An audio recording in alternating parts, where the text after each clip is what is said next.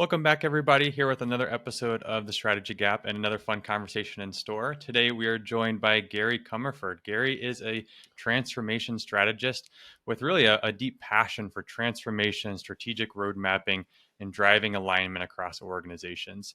He's had unique experiences and consulting on transformation in many different types of organizations across several sectors, but with a large passion and focus in the federal government sector. So, Gary, welcome to the show. Thanks. Nice to be here. Gary, of course, we did a little brief overview of your background, right, kicking things off. But when we first connected, one of the things that I immediately found interesting is that you don't have the typical background that you see in strategy and transformation, right? You see a lot of business degrees and MBAs, and certainly have a lot of great experience, but your background is more in art and painting. So I'd love to kick off the conversation just learning about your background and how that shaped your approach to strategy and transformation. Sure. Thank you. Yeah. So you're absolutely right. I have actually an atypical journey to how I got here, but really George Mason University's art school, not far from where I live today, is kind of where I got kicked off. But one of the things that I was fortunate enough to have was a mentor who was actually a cousin of mine. He was one of the original Mad Men, um, and Tony Parisi.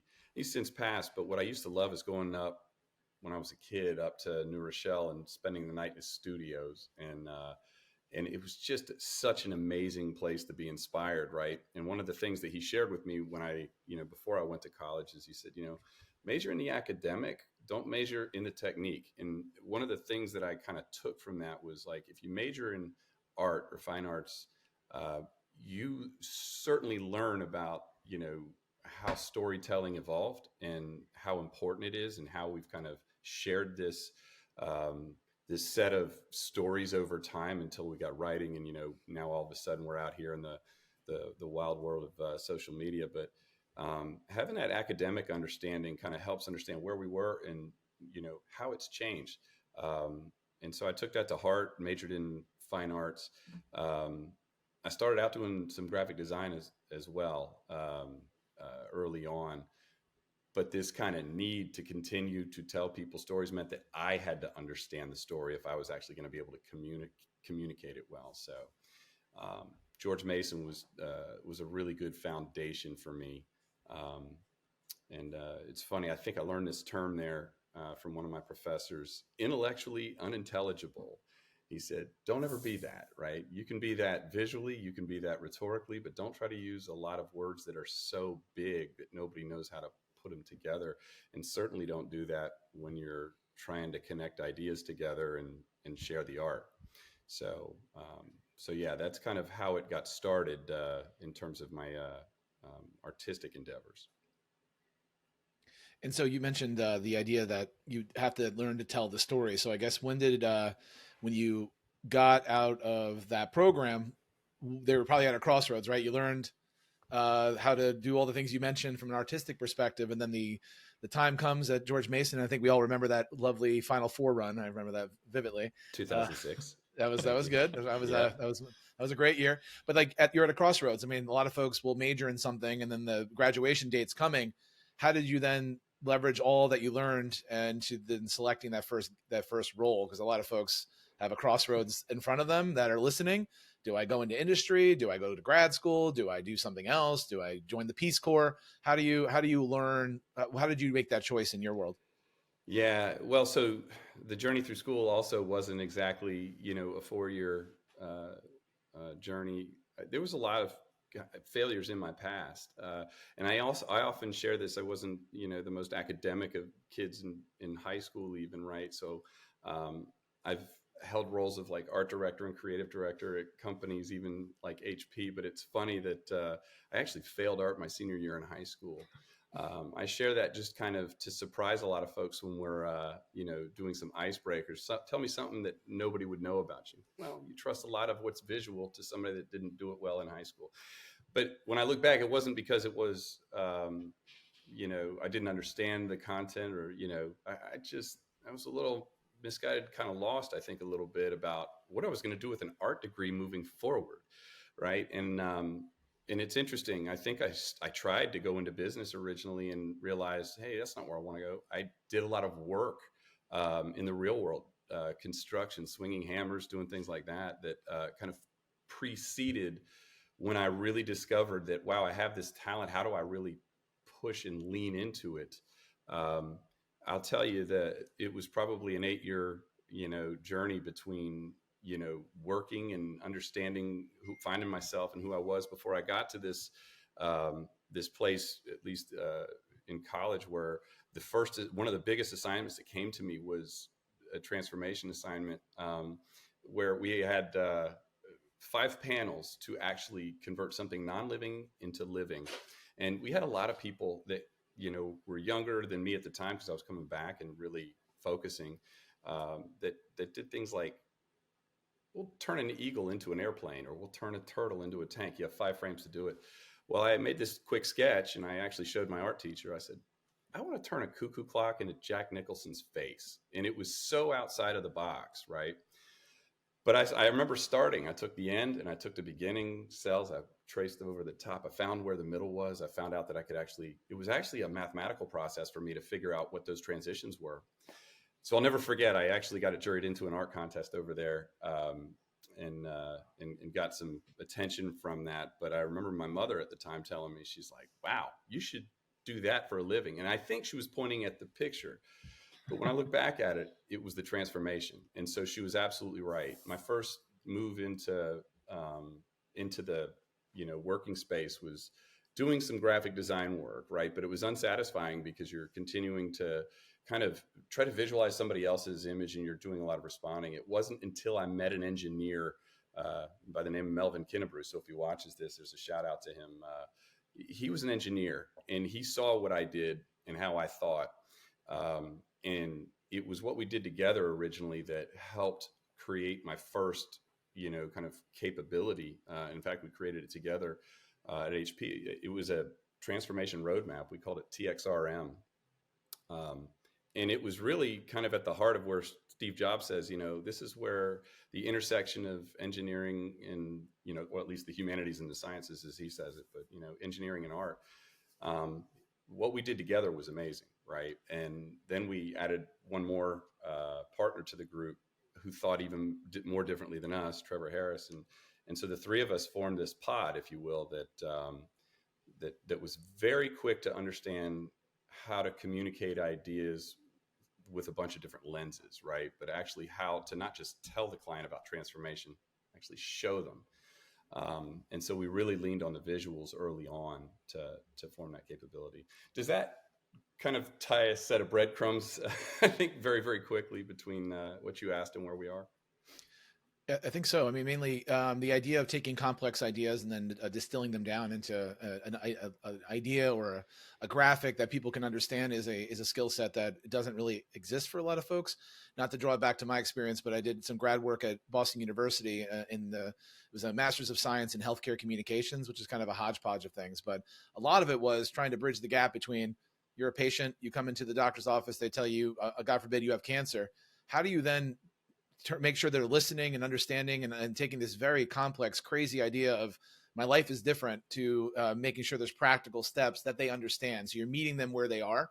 Not a lot of that was happening. And so the industry has definitely shifted. And to your point, I've leveraged a lot of what I learned there to be more effective at helping my clients with strategic planning and execution, because strategic planning and transformation is this big nebulous thing. How do you distill it down into its more practical parts to make it less scary and more importantly, like get retention of the idea? So what you're saying is a very similar path, I think, to a lot of folks that we work with. Yeah. So Joe, pull on that thread a little bit because I relate to that as well. When we start, I kind of go back to, I'm a big fan of Simon Sinek, start with the why, but he's also got a lot of content that he publishes out there, beyond that. He's on podcasts. One of the things that he says, very clearly is to understand, to understand business, really to understand people. I probably butchered it a little bit, but you really need to know people, right? And I think when I look at the healthcare example, for instance, even what you gave me, I bring it back to a context around the engineers that I engaged with early on at, EDS and HP.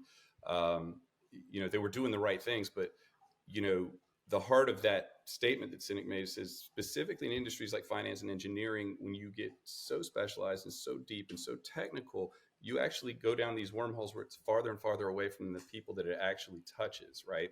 And you really got to understand what it is they're trying to get after.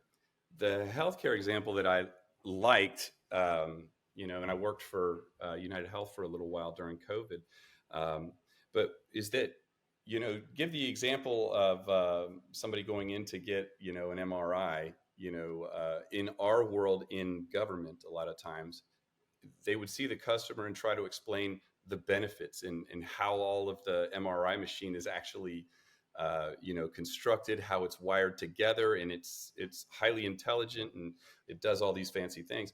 The problem is the patient isn't really interested in coming in for the MRI. The patient probably just wants to dance at their daughter's wedding. Between those 2 points is where we've got to be able to tell that story, right? And I think that in industry, we have over focused a lot of times on the wiring, the gadgets and the gizmos, and not focused enough on how is this impacting the person at the end. And to cap that off, and I'll pass it back to Jonathan, the idea, we had a former colleague that say, you go to Home Depot, you buy a hammer. You're not buying a hammer because you love hammers. You're buying a hammer because you want to hang a painting. So the idea of that's right. Hey, what are you looking to do? You're hanging a painting, right? So then I'll help you. Maybe you need a hammer, but there might be something better. But really asking better questions versus selling features and functions. I think we all can learn from that. Absolutely. Yeah, and I think it all kind of follows along the same thread of kind of why we're even having this conversation in the first place and why the strategy gap was created, is that there's so much information out there about how to create a plan. I mean, you can get an MBA in it, you can study Porter's 5 forces, you can do all different sorts of strategy, but there's not a lot about execution. And I'd say there's also not a lot out there about transformation, how to then apply the things that we're talking about right now within an organization, either across the organization or within a particular project. So if we had to kind of take, the examples we're using now and apply that within an organization, what does that process typically look like when you're thinking about the things we want to accomplish, and then how we create this transformation program to support that? So one of the most important, I'd say, kind of moments in my recent career was actually meeting Laney Cornwell, who had a small company at the time called Digital Mobilizations, and it was interesting that I was coming out of some time spent consulting with United Healthcare and him, but what I realized was that on our first engagement, he had a problem. He had a certain issue with his client, and I had just started to be exposed to some of the content from the Standish Group. I think it was called the Chaos Report, right? It talks about the rates of failure, really, really high rates of failure across all industries. In government, I think it was like 84% in some of these IT projects, right? And that's alarming. There's a lot of failure. And where the two of us actually collided was the fact that didn't want to study as much about the people that failed. We wanted to understand what the winners knew. And some things that the winners knew was that he and I were both very interested in the alignment of organizations. Like, how do we get aligned first before we start solving, right? And I think that the problem oftentimes that plagues a lot of organizations is there are technologies, AI,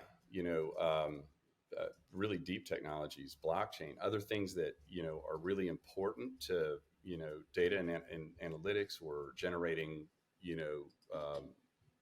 new methods, new ideas, things like that computers can actually assist in, that are great, but they become buzzworthy, and organizations think they need them, but they don't understand why, kind of going back to that. But not only that, everybody sees the world very, very differently. We all come from different lenses. I gave the example, my previous partners are both engineers, and I was an artist. And I think that blending was important, but we certainly didn't see the world the same way, which is why it worked.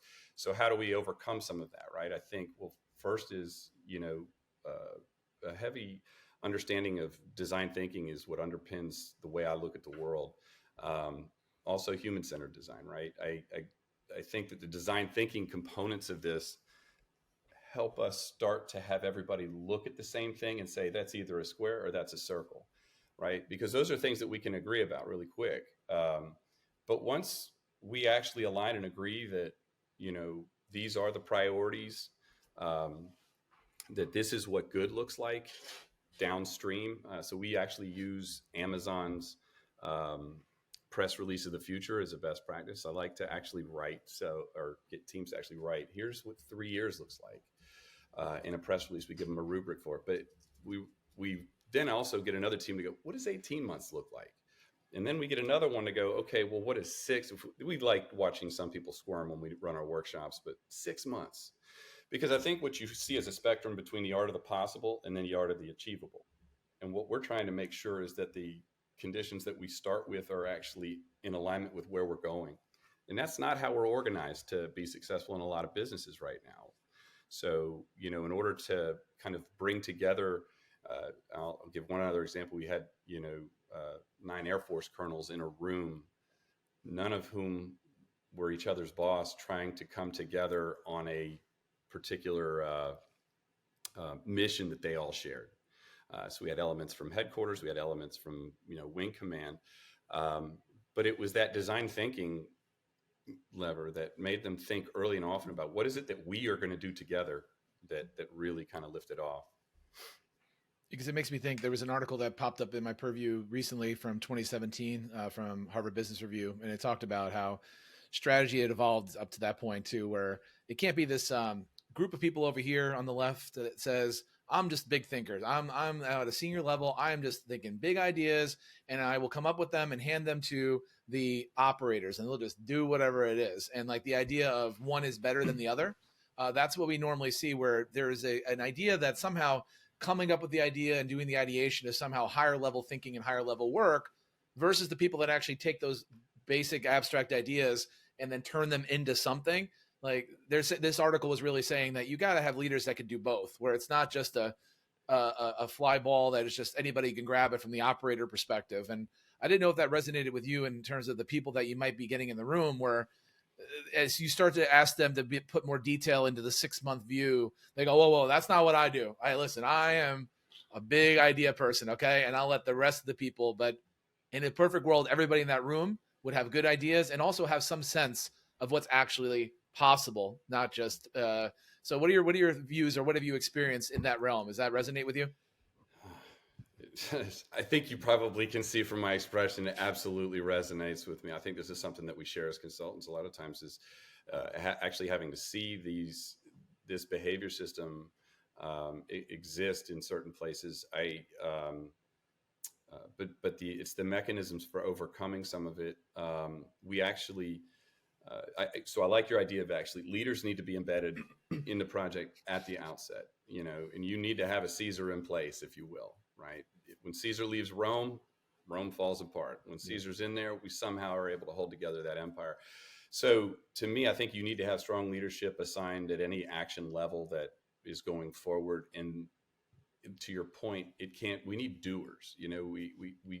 The ideas have been way too long kind of pushed to the backside, or not really pulled out of the organization, right? There's no mechanism to extract them. The other thing is that I'm going to kind of tie this to a creativity link, right? I actually think all of us were kind of born with creativity, and we can all come up with ideas. What's interesting is that we have been taught non-creative behaviors over time. Things that show up in our discussion threads like that will never work here. This isn't how it's done, or if it wasn't mine, I don't. So yes, I think that finding champions, and even better for it, are not always at the top of the org chart either to bring in. And I feel like in our government world, and I've been both in government and commercial, in our government world, cutting through some of that scar tissue of the past, or maybe the way we've always done it, is the hardest kind of barrier to cross at the beginning. But I think that getting them in alignment is foundational to that. So there's an example that I have with the Marine Corps. Several years ago, my partners and I were actually doing, we were tapped on the shoulder to say, hey, can you help them? They're building out this new, or they're kind of codifying their network. It was called the McSen. And one of the things that we heard from them very, very early is they said, well, when we get together, we actually fight like allies. We were like, wow, Okay, what does that mean? And ultimately, what it meant is, we all have different missions in this room outside of the walls, right? But when we come together and we're told that you guys have to go attack that hill, well, there's one decision. Everybody brings their ideas forward, but there's one decision we made that will be made afterwards, and we all move towards it, right? And they were exceptional at doing that. And I thought that, every time we had a discussion in a room, whether it was commercially, I shared this with, DreamWorks, I shared it with Bristol Myers Squibb, they wanted to hear about some of those experiences in the military. Now, it's still very difficult. Like, we can say a lot of these things, but I believe that you're going to have people that are looking out for today and looking out for tomorrow. People that look at their feet to make sure we don't step on a landmine. Other people that are going to look downstream to make sure we're heading in the right direction. I think they both need to be in the room together when we try to solve these problems. I don't think one is good, one is bad. I think that as facilitators of these discussions, we've got to look at that as a way to manage creative tension. So to me, I think the ideas come forward when we create the space so that even those people that are not the strongest voice in the room are being heard and they see themselves in that journey. Does that answer? It does, and I think that there's an interesting story that I read recently about the newer CEO of Starbucks. It's all been very clear that he was like, "I'm going to start doing shifts within a Starbucks store. I'm going to be a barista for one shift a month," right? And that was revolutionary, and I thought that was interesting. But there was an article that came out recently where he inherited a large management team because he took over for the former CEO and founder and took it into where it is today. And he's like, let's go to Costa Rica, home of the coffee beans, and let's do an offsite and really plot the future. So they get to this room, and he's like, let's go ahead and make some coffee and make some lattes. And nobody on the team knew how to actually make an espresso or a drink or anything related to anything. And they're the ones weighing in on, well, maybe we should do more mobile ordering and all these things that the baristas were really at the front line saying, this is crushing us and this and that. So it was a light bulb for him to say, I have a bunch of people that are so divorced from what actually is happening and what it takes to even make a simple espresso with the machine, with the actual deal, not the Nespresso and espresso, that it really made him change his whole mindset, rejigger the team a bit. Because how are those people going to solve the problems that they have if they're so far removed from the actual problem? So what you're mentioning resonates with me directly, but also a practical example from a large company we all probably go to often really hopes to put a fine point on it as well. Yeah, my current partner in crime, Jeremy During, he's a retired Navy commander, and he does a lot of executive coaching for military folks that are coming out of the military service too. And what I think is funny is the two of us kind of bat this around constantly when we get a new project, right? So we're working on something right now we call Pathfinder. It's just kind of how we look at enabling government to kind of attack some of their most important missions, right? We see the default mechanism in government probably more so than I've seen it in commercial, which is, this is the way we've always done it, and that's what we want. Even when they put things in place, even when the government procurement, groups put things in place to force these transformational discussions, what we find is that they fall back, they look at the top of the org chart and say, who needs to be at this, meeting? Jerry and I swear to God, we've had conversations, I think, on every single one of the projects going, but they're overlooking, there's people in here that could be, joining this that really could contribute. Early adopters are a great, we know who they are in every organization. Why don't we bring them into those conversations? Why can't we make heroes out of them? But then you're kind of stuck with some of this. In the government, we call it the frozen middle. And it's a mindset, at least, that is, almost like quicksand, if you will, because people are afraid to talk about ideas that are over their pay grade, right? And so oftentimes we're trying to screen through a lot of this stuff to go, guys, in order, to make sense out of what we have to do, we have to know why we're doing it. And that's okay for us to have that discussion. When we do unpack that discussion with our DoD clients, it's stunning to see and scary to see how much they do focus on the warfighter what's at stake? What if we do nothing? And I think that it's important. I've seen it from different echelons inside the military as well, that they do see that, but they don't feel empowered to bring that voice forward because they're not given a venue to, right, sometimes. So I think that's where I go, we've got to look at our organizations differently about who are the problem solvers out there. It's the skill and the idea creators that really could help us. We got to give them the voice and create the space for them to actually help us see the world a little bit differently. Yeah, absolutely. I definitely want to dig into in a second the differences between kind of commercial and federal government customers. But before I do that, I'm imagining listeners that are, tuning into this conversation and thinking about, yes, this is exactly like my organization. Like, we don't have people that know how to make espressos, but I don't understand how to change this. And it sounds like, your Pathfinder methodology is those beginning steps to begin to implement some of these changes in the organization. But, thinking that, we're recording this close to the end of the year and people are probably Sure. going into a new year with fresh ideas and fresh ways to implement processes into the organization. What are some basic steps that an organization can take to begin on this journey of better alignment, better transformation, and ultimately a better process moving forward?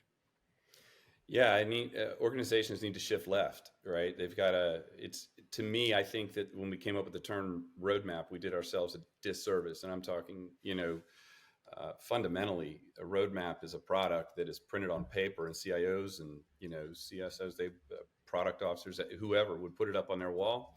It's like, here we go, cooked it in place for 3 years and let's move out. But I'll be honest with you, if we built a 3-year plan together on, February of 2020, and then all of a sudden March of 2020 comes along and the entire world changed, how certain are you that journey is still the one that you want to take, right? Yeah. Because we've got to pull all our capabilities back out and go, we need mobile. We need to get on Zoom. We need to get into Teams. We've got to adopt things that we have been preventing ourselves from doing because they weren't important.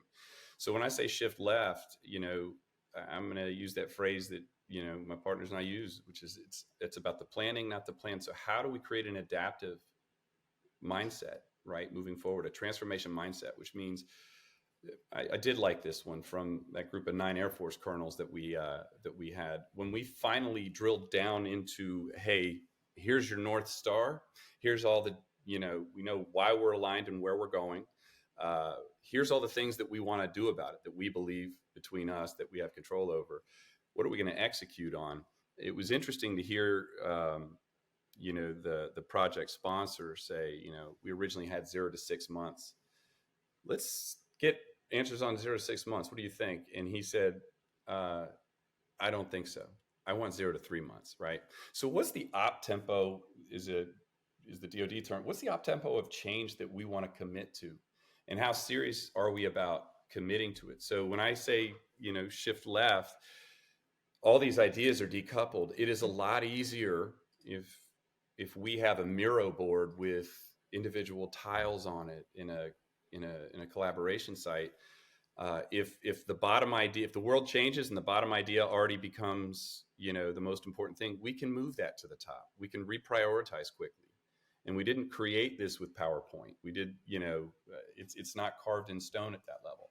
So to answer your question about what can enterprises do to prepare for this is, to me, shift to a planning mindset and help people understand more about, I would say, the how it affects the people on the endpoint, and what is that 360-degree lens about those personas, right? Because it's not just the warfighter, but it's also the employee. Like anything that we're going to do inside, whatever Pentagon organization is, has civilian employees.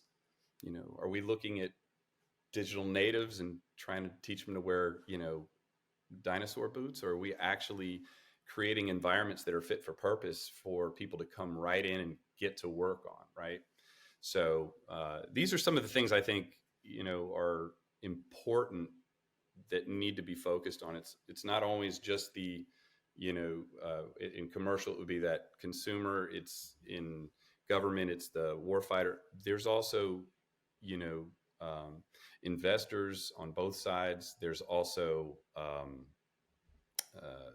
employees. And I'd say the most important thing that they both share and they need to really focus on. And this is my opinion, is the skills.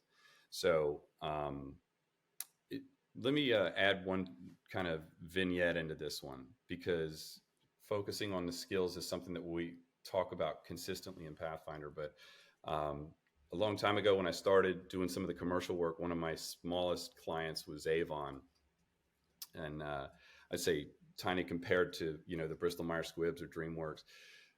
But I had just come in from a government contracting world where we were requirements and trying to understand the mission sets, right? But now you're in a commercial world. What do you do? And the first thing I wanted to understand was more about their market space and their competition. And I asked a very simple question that I thought was going to come back with an answer. Avon, which was a makeup company, for those that don't know, who is your biggest competitor? They said something I didn't believe, but now I do. I thought it was Mary Kay or Amazon. They said, no, our biggest competitor is Uber. And I was like, what does that mean? And they said, well, if you remember how Avon was constructed, it was built in the 50s. It was a business model where, housewives that had extra time could actually create a business model, sell to their friends, have parties, and it seemed exciting. Today, let's smash cut to today. If I put an app in your hand and you have a car in extra time, I'm going to tell you, I'm going to link you to a bunch of people that need rides, and you can turn this on, use it when you want, and we'll take cash out of the equation. So we've de-risked some things. That seems a lot easier than building the business model, right? So there's like this asymmetric competition, and there's this race for skills, right, that kind of underlies all this. Well, the government's feeling that too. And that's the thing that I think is most like eye-opening when we talk about transformation and what you need to prepare for. Because we saw what happened in the commercial world to Blockbuster and Toys R Us. It's like things that we thought were monoliths would never go away. Our government customers are still fighting for relevancy. So they need to start shifting left and start thinking about these ideas and engaging us in these discussions. So anyway, long answer to a short question, but No, it's sparked so perfect, many and ideas. it went straight into the next question I was going to ask, anyways, about the differences between those. So I think it was a perfect consolidation of those ideas, and honestly, I feel like we could talk about these topics for another 30 minutes, if not longer. But unfortunately, we do have to close out the conversation. Sure. We have one final question that we ask all of our guests. We're going to ask you as well. And that is, if you could think about your career in strategy and transformation and a lot of the topics that we discussed today, and you had to go back to the day that you started in this field and give yourself one piece of advice, what advice would that be?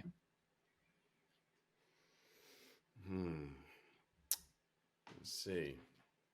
Well, so one of the things that I'm most that's a great question, actually. I just took a trip to Italy this summer. It's funny. I didn't realize this is until I got out and actually saw the Colosseum, saw some of these massive monuments that were constructed. What I didn't realize, and maybe it wasn't apparent to me, is that in order to be an artist years and years ago, like, from pre-Renaissance through the Renaissance, you actually had to be an engineer first. And, my appreciation for engineering has grown and evolved over time. The more discussions I've got, the more I needed to learn and shift my own thinking left, get ahead of some of these discussions and learn. If I had to give myself any advice, it would be, get some sort of engineering, degree along with your art, so that you don't have as steep of a hill to climb once you get started. There's a lot of discussions, and I'm so proud of the engineers that I've partnered with in the past and today, because I find myself constantly learning from them, but wishing I had known some of the stuff that they already had learned in college. And I think that like I said, the bar to become an artist, you had to understand how things worked to begin with, and then the artwork was built off of that. And I always thought that was amazing. So when you're in Italy, there's a bridge in Florence that was constructed by Michelangelo, right? It was his design. If you look through Da Vinci's workbooks, the guy was more of an engineer than he was an artist, and he created some of the most amazing things. So I think having a kind of a dual understanding in that world would have been a lot more helpful, if that makes sense.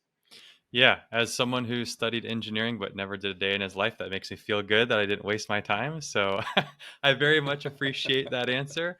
And I also appreciate your time today joining the show, Gary. We had a fun conversation that I know the listeners got a lot of value out of, and hope to chat again sometime in the future. So thanks, Gary.